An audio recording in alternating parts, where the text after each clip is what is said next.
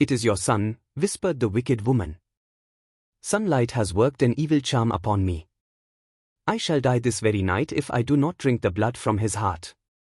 The Khan shrank in horror. He loved his eldest child Sunlight more than life itself, and to kill him would be impossible. Nevertheless, something must be done quickly. He thought, the queen's sickness has taken her out of her mind, yet she must be humored. "I've already given my kingly word which must not be broken.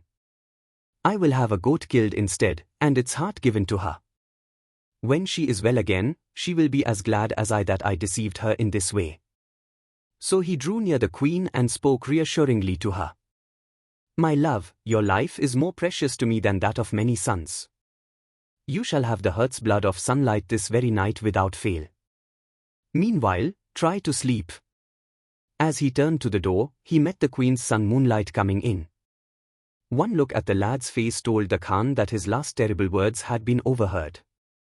"I must explain my plan to the lad," he thought, but at that moment a messenger came to him bearing important news, and he straightway forgot all about the boy. Moonlight, however, was like one struck dumb with surprise and fear. He had indeed heard part of the conversation between his stepfather, the Khan, and his mother, the queen, for the two had been talking loudly as he approached their door. Of course he was struck that his brother was in deadly peril. As soon as he had recovered from the shock of this discovery, he ran to find Sunlight and poured the whole story into his ears. Sunlight was more grieved to hear that his own father would be willing to kill him than he was worried about his own life, but there was no time to weep, for he must leave the palace at once and be far away in some safe hiding place by nightfall. "I will go with you," declared Moonlight. "Nay," said Sunlight, with a grateful smile. "I do not know what dangers I may meet." "You must not think of it." "Indeed, yes," cried Moonlight. "What will home be without you, my dear brother? Your life shall be my life, whatever and wherever it takes us. What will home be without you, my dear brother?" There was no talking him out of it, so in a very short time the two lads had slipped quietly and secretly from the palace and were out in the wide world. All that day they walked, and the next, sleeping at night wherever they could find shelter. On the third day, they came into a dry, huge desert, with no sign of human life to be seen anywhere, and nothing that could provide water or food. At last, exhausted, Moonlight stumbled and fell on the sand. "Alas, dear brother," he said, "I cannot go any farther. Bid me farewell and go on. There's no need for both of us to die." Sunlight did not try to argue with his brother, but made him as comfortable as the hot desert would allow and bade him to be of good cheer and wait for his return, for he would surely find and bring back help. Then he began looking this way and that for some sign of a spring or a waterhole in the desert. At last, his eye was caught by a bright red something on the side of a rocky cliff not far away. He quickened his step to see what it might be and found that it was a great red door set deep into the face of the rock. He rapped upon the door, and soon it was opened by a kindly-looking old man. Sunlight was so relieved to see another human being he could have kissed the old man's long, flowing beard. Quickly he told his story and begged the old man to help Moonlight. The hermit lost no time in walking with Sunlight back to where his brother lay. Together the two of them carried Moonlight back to the hermit's cave, where the old man used all of his skill to care for the exhausted boy until he was fully recovered. So the two lads started a new life with the old hermit. Indeed, he soon declared that he could not love them any more if they had been his own sons. So the weeks and months passed, and the three of them lived happily together in their cave behind the red door in the desert.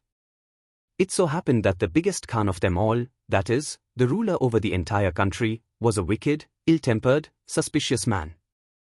And his suspicions were aroused more than ever, as he had just been told of a prophecy that one day he would lose his throne and crown to some lad from a strange land.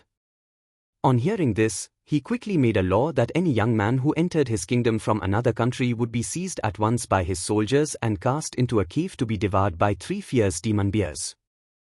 In some mysterious way, the Khan learned of 2 lads living with the hermit in his cave behind the red door in the cliff.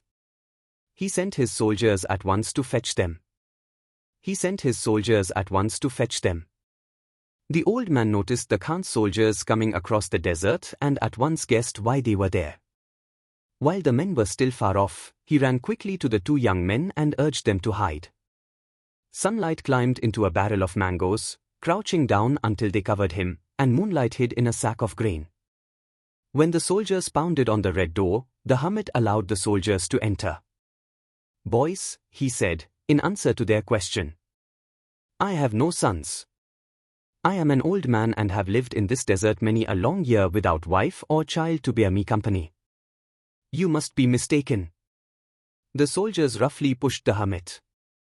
"You had better not lie to the Khan's soldiers," the captain threatened. "I have told you no lie," replied the hermit, "but if you doubt my word, come in and see for yourselves."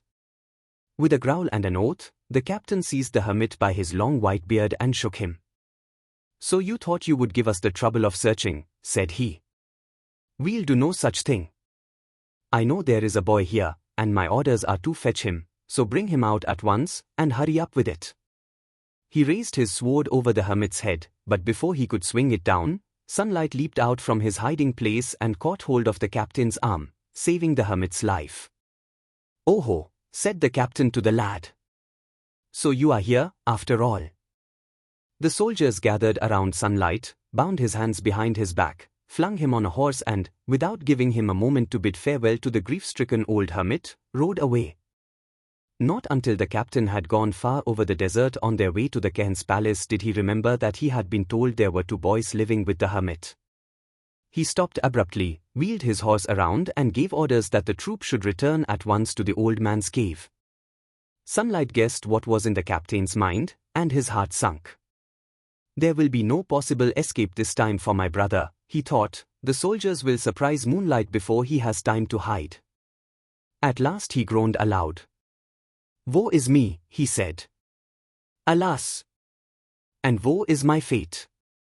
Would that I had died with my brother before I had to be taken away." "What do you mean by that?" said the captain.